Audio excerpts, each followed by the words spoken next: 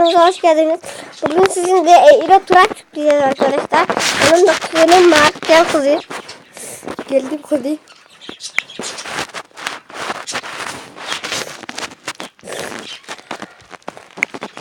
Buraya Euro Turak yazıyoruz arkadaşlar. Euro Turak Driver. Burada çıktı zaten arkadaşlar. Driver'de internet açmayı unuttum arkadaşlar. Bir dakika. Açtım arkadaşlar. Yazdı arkadaşlar. Birinciye tıklıyoruz. APK. Hileli arkadaşlar. Özür dilerim. Buraya basıyoruz arkadaşlar.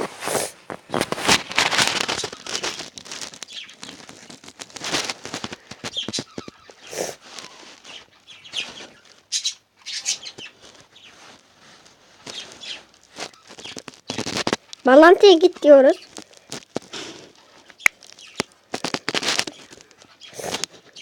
Arkadaşlar ayıra traktörü ve aşağısına tıklıyoruz. Ve arkadaşlar indirenlerde geliyor bu yüklendi mi? Ya da üstüne tıklıyorsunuz. İlk izlediğiniz için teşekkür ederim. Abone olmayı unutmayın.